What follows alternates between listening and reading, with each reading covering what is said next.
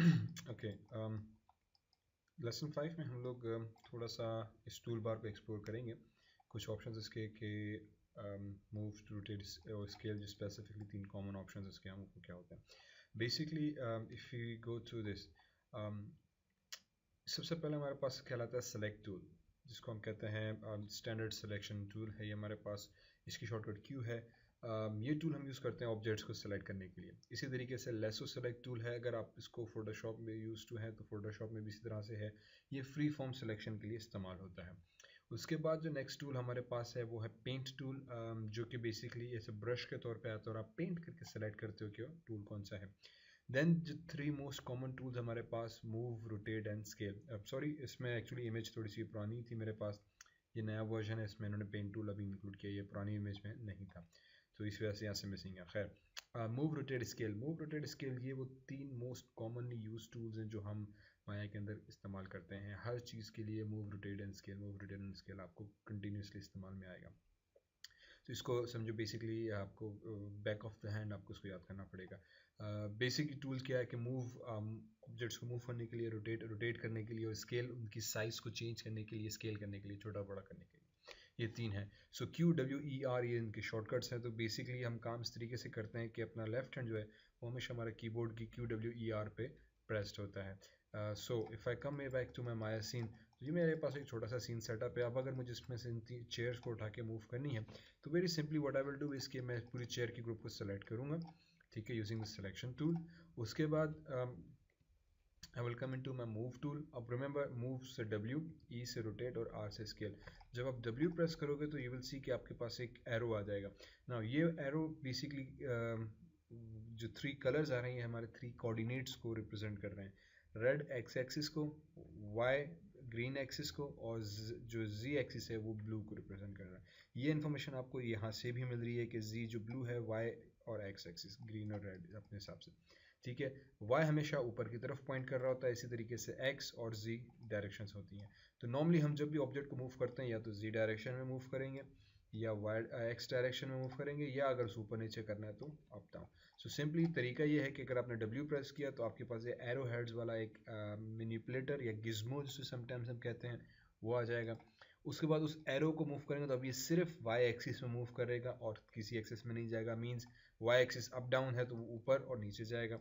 इसी तरीके से अगर मुझे इसको लेफ्ट पे ले जाना है, अपनी साइड पे लेकर आना है, तो इसको मैं एक्स एक्सिस में मूव करूँगा और इसी तरह से जेड एक्सिस पे, ठीक है। तो इस टाइम ये समवेयर यहाँ पे आ गया। तो अब इसको वापस मुझे नीचे लेकर आना है ज़मीन पे, तो मैंने कैमरा को एडजस्ट किया अल्टर प्रेस करके लेफ्ट माउस बटन से। देन जी एक्स वाई एक्सिस में इसको मैं नीचे लेकर आया, so object is on the ground, और फिर इसको अकॉर्डिंगली मैं जी एक्सिस में पहले इस तरफ ले गया and then I can reposition it, ठीक है। एज यू कैन सी, अगर आपने चैनल बॉक्स ओपन किया हुआ है तो जैसे जैसे आप इसको Z में या Y में एडजस्ट करेंगे तो उसकी रिस्पेक्टिव वैल्यूज़ चेंज हो रही हैं। इसीलिए चैनल बॉक्स हमारे लिए बहुत इंपॉर्टेंट है कि ये आपको एग्जैक्टली बताएगा कि आपका ऑब्जेक्ट इस वक्त सीन में कहाँ मौजूद है, ठीक है। ये बताएगा विथ रिस्पेक्ट टू ग्रिड की, जो आपकी ग्रिड थी उस ग्रिड के हिसाब से आपका ऑब्जेक्ट एग्जैक्टली इस टाइम पे कहाँ पे मौजूद है, ठीक है। तो इस टाइम ये एक्स में 14 यूनिट्स है, वाई में ऑलमोस्ट थोड़ा सा माइनस में नेगेटिव में चला गया। अगर आप इसको मैं नीचे करूँ तो यू कैन सी कि ज़मीन से आर पार हो रहा है। रिमेंबर, माया में ऑब्जेक्ट्स आपस में कोलाइड नहीं करते जब तक कि आप उसको स्पेशल डायनामिक्स सिचुएशन क्रिएट नहीं करते। बाय डिफ़ॉल्ट कोलाइड नहीं होते, कोलिजन को जैसे नहीं। तो अगर आप चाहें तो उसको मैं वापस ज़ीरो भी कर सकता हूँ ताकि वो एग्जैक्टली ग्राउंड के ऊपर आ जाए, और फिर जेड एक्सिस में मैंने इसको यहाँ पे थोड़ा सा रखा हुआ, ठीक है। तो ये हो गया मूव का हमारे पास डब्ल्यू। जैसे आपने ई प्रेस किया या रोटेट का टूल सेलेक्ट किया तो अब आपके पास अगेन एक और गिज्मो आ जाएगा, ये है रोटेट का। इस गिज्मो की खुसूसियत ये है कि ये बेसिकली एक रिंग की सूरत में आ जाएगा। रिंग की सूरत में मतलब ये कि अब आपके पास अगेन वही X Y and Z axis के जो हमारे पास कोऑर्डिनेट्स वो आ रहे हैं। रेड आपका एक्स एक्सिस, अगर मैंने इसको रोटेट किया, रिंग को पकड़ के उस रिंग की एज को, लाइन को पकड़ के अपने लेफ्ट या राइट ड्रैग करना है। अगेन मैंने पहले भी कहा था कि माया में कर्सर की मोशन जो है वो नॉर्मली लेफ्ट राइट करेंगे, अप डाउन करेंगे तो आपको एक्यूरेट मोशन नहीं मिलेगा, पता नहीं चलेगा कहाँ जा रहा है, कैसे जा रहा है। ये ऑलवेज लेफ्ट या राइट आपको एग्जैक्ट एक्यूरेट मोशन मिलेगा। कंट्रोल जी बैक में, जैसे ही मैं इसको एक्स में लाइन पर पकड़ के क्लिक कर रहा हूँ तो यू कैन सी कि व्यू आपके चैनल बॉक्स में एक्स की एट्रीब्यूट जो है वो चेंज हो रही है, ठीक है।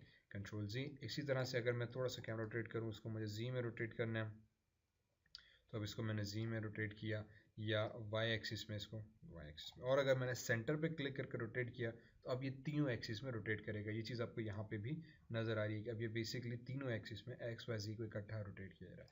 ये हो गया रोटेशन हमारे पास। तो फॉर एग्जांपल डब्ल्यू से पहले इसको यहाँ पे लिया, फिर मैंने कहा यार ये चेयर थोड़ी सी मुझे सीधी करके इस तरह से रखनी है, तो मैंने रोटेट करके अपने हिसाब से पोजीशन की और यहाँ पे रखा। मैं भी थोड़ा सा और पीछे लिया है।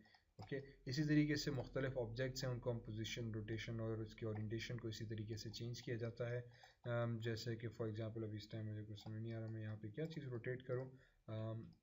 फॉर एग्जांपल नॉब्स हैं, ठीक है। अगर मुझे किसी नॉब को टर्न करना है तो मैं इसको सिंपली वाई एक्सिस में पकड़ के रोटेट करूँगा। रिमेंबर, लाइन पे क्लिक करना ज़रूरी है। अगर मैंने लाइन पे क्लिक नहीं किया तो ये रैंडमली किसी भी डायरेक्शन में जाके रोटेट हो जाएगा और वो फिर थोड़ा सा इनअप्रोप्रिएट मोशन हो जाता है।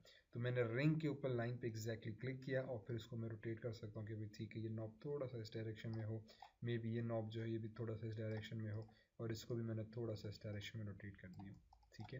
तो ये हमारे पास रोटेशन आ गई। ऑब्वियसली ये वो टूल हैं जो हम ऑलमोस्ट 99% टाइम यूज़ करते रहेंगे, तो इसको बार बार यूज़ करने से आपकी ऑटोमेटिकली अंडरस्टैंडिंग सही हो जाएगी कि अच्छा भाई ये टूल्स कैसे काम कर रहे हैं। फाइनली तीसरा टूल है हमारे पास स्केल का, ठीक है। ये आर टूल से हमने प्रेस किया आर, जैसे आर प्रेस किया स्केल आ गया। स्केल हम यूज़ कर रहे होते हैं, फॉर एग्जांपल मैंने कोई चीज़ सेलेक्ट की है और अब मुझे उसकी साइज़ छोटी बड़ी करनी है। जैसे मैं यहाँ पे आ गया, ठीक है, और मैंने इस टूल पूरा सेलेक्ट कर लिया अपने पास।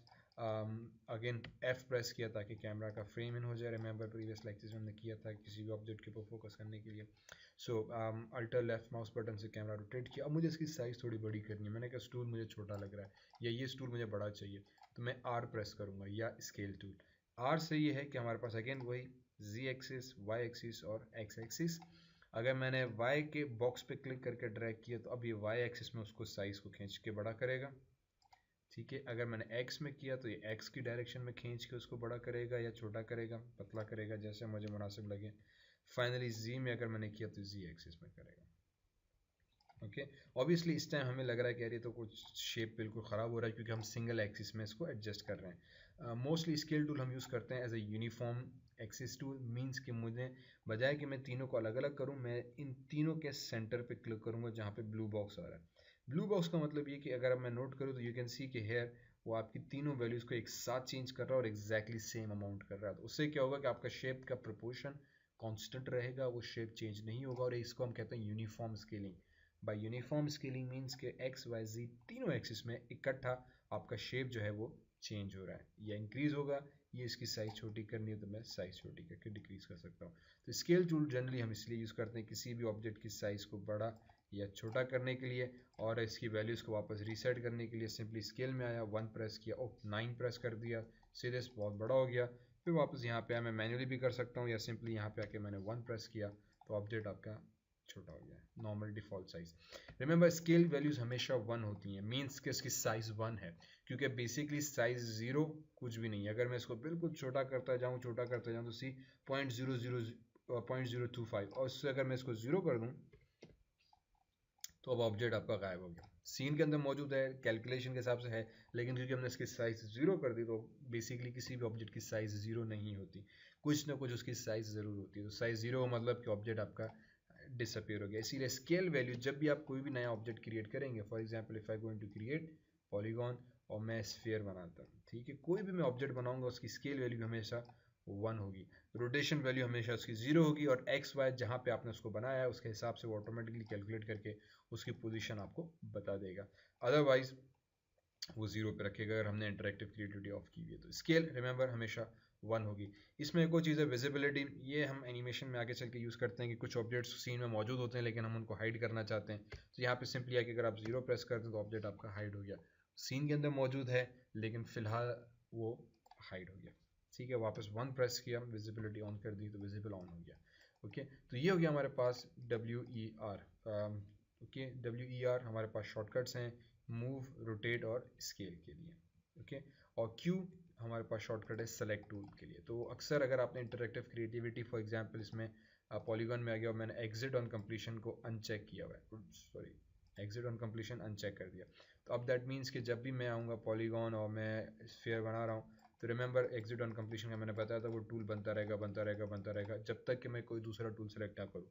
तो वो दूसरा टूल या तो यहाँ से करूँ या सिंपली मैं Q प्रेस कर दूंगा तो वो सेलेक्ट टूल आ जाएगा, तो बेसिकली मैंने एक और टूल उठा लिया, तो ये चीज़ें सब आपकी ऑटोमेटिकली वो टूल एग्जिट हो जाएगा जो क्रिएशन टूल था, ठीक है। और इस टाइम अभी मैं कर रहा हूँ मल्टीपल सिलेक्शन शिफ्ट दबा के। माया में अगर आपको मल्टीपल चीज़ें सेलेक्ट करनी है या तो क्लिक एंड ड्रैग करो, ठीक है, उससे सब चीज़ें सेलेक्ट हो जाएंगी, लेकिन प्रॉब्लम ये है कि जितने भी उसके दायरेकार में आएंगी वो सब सेलेक्ट हो जाएंगी। उसके लिए फिर हम लेसो टूल सेलेक्ट करते हैं। लेसो टूल ये कि आप अपनी मर्ज़ी से ये थोड़ा सा एक फ्री फॉर्म सिलेक्शन कर सकते हो कि जो भी इस रीजन के अंदर आएगा वो चीज़ें सेलेक्ट हो जाएंगी और ये चीज़ें आपकी सेलेक्ट हो गई। ऑब्वियसली इस रीजन के अंदर आपके बैकग्राउंड भी आ सकता है, तो उसको अब डीसेलेक्ट करने के लिए अगेन मैं अभी सेलेक्ट टूल में जाऊँगा, क्यू प्रेस किया, सेलेक्ट टूल में आ गया, कंट्रोल दबाया और इसको क्लिक किया तो ये डीसेलेक्ट हो गया, कंट्रोल दबा के इसको क्लिक किया तो ये भी डीसेलेक्ट हो गया। तो ये डीसेलेक्शन के लिए किसी भी ऑब्जेक्ट के ऊपर कंट्रोल प्रेस करके अगर आपने क्लिक किया तो वो डीसेलेक्ट हो जाएगा। कंट्रोल की कीबोर्ड से आपकी, ओके। सिमिलरली मैंने यहाँ पे आके कंट्रोल कंट्रोल डीसेलेक्ट किया तो ये आपका डीसेलेक्ट हो गया। सेलेक्ट करना है मल्टीपल, शिफ्ट प्रेस किया, क्लिक किया, क्लिक किया, क्लिक किया, क्लिक किया, ठीक है। शिफ्ट प्रेस करके मल्टीपल सिलेक्शन होगी, कंट्रोल प्रेस करके डीसेलेक्शन हमारे पास होती है। Lasso selection free form selection देता है कि किसी ऑब्जेक्ट्स अगर बहुत सारे गुचमच हैं और आपको एक खास ऑब्जेक्ट सेलेक्ट करना है तो आपने बेसिकली फ्री फॉर्म सिलेक्शन करके सिलेक्ट किया जाता है, ठीक है। और पेंट सिलेक्शन जैसे बताया कि वो भी ऑब्जेक्ट्स के इंटरनल कंपोनेंट्स को पेंट करके आप सेलेक्ट करते हो कि मुझे कौन कौन से ऑब्जेक्ट्स क्या चाहिए, लेकिन इसको अभी फ़िलहाल मैं ज़्यादा डिस्कस नहीं करूँगा क्योंकि जब हम इंटरनल स्ट्रक्चर पे जाएंगे ऑब्जेक्ट्स के तब इस चीज़ को मैं ज़्यादा तफसील से बयान करूँगा कि क्या चीज़ है और कैसे सेलेक्ट किया जाता है। तो ये हो गया हमारे पास मूव टूल और rotate tool, scale tool. Finally आता है soft modification tool. Soft modification tool बड़ा एक नाइस और इजी टूल है। इफ आई सेलेक्ट, चलो पहले इन सबको डिलीट कर लेते हैं कि ये हमारे काम के नहीं है, ठीक है जनाब। और कुछ ऐसी चीज़ तो नहीं रही, डिलीट प्रेस कर दिया और ऑब्जेक्ट से डिलीट हो गया, इसको सेलेक्ट करके एफ प्रेस किया तो एफ में हो गया। सॉफ्ट मॉडिफिकेशन क्या चीज़ है कि अगर आपने कोई ऑब्जेक्ट सेलेक्ट किया हुआ है, ओके, तो उस ऑब्जेक्ट पे कहीं भी आप क्लिक करो तो आपके पास एक गिस्मो आ जाएगा और एस लिखा हुआ जाएगा, और जब आप इसको मूव करोगे तो बड़ी सॉफ्टली आप उस ऑब्जेक्ट के शेप को अल्टर करके चेंज कर सकते हैं, ठीक है। ये कहलाता है हमारे पास soft modification. So now you can see मैंने एक स्फीयर को चेंज करके कम्प्लीटली एक थोड़ा सा मुख्तलिफ किस्म का ऑब्जेक्ट तख्लीक कर दे दिया, ठीक है। मे बी एक काउच टाइप का या बीन बैग जैसे हमारे पास होते हैं, तो वो बीन बैग। तो ये फ्री फॉर्मली आपके ऑब्जेक्ट के शेप को अल्टर करता है। बस सिर्फ क्लिक करना है कहीं पे भी ऑब्जेक्ट के ऊपर, वो ऑटोमेटिकली देख लेगा कि अच्छा क्या करना है, तो ये उसको सॉफ्ट मॉडिफाई कर देगा। और हर जहाँ पे आपने क्लिक किया वहाँ पे एक एस आ जाएगा इंडिकेट करने के लिए कि ये वो हॉटस्पॉट पॉइंट था जहाँ पे आपने क्लिक करके इसको चेंज किया, ठीक है। बाद में आप चाहें तो इस एस को सेलेक्ट करके शेप को डाल सकते हैं। अगेन फिर मैंने क्यू प्रेस किया तो उस टूल से ऑटोमेटिकली मैं बाहर आ गया, और अब ये मैंने कुछ इस तरह का अजीब गरीब पत्थर टाइप का काउच बना दिया, ठीक है। अगेन एज आई सेड अभी हम मॉडलिंग में नहीं जा रहे, तो उसमें फिर इन चीज़ों का बहुत ज़्यादा डिटेल में इस्तेमाल होता है, वो जब आएंगे तब उसके ऊपर डिस्कस करेंगे।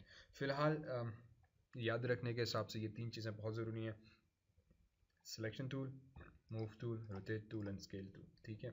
सॉफ्ट मॉडिफिकेशन और बाकी टूल्स को फ़िलहाल आप भूल जाओ, ज़रूरत नहीं है इस वक्त। ये एक और टूल हमारे पास यूनिवर्सल मैनिपुलेटर करके, इसका काम भी बड़ा फ़नी सा है।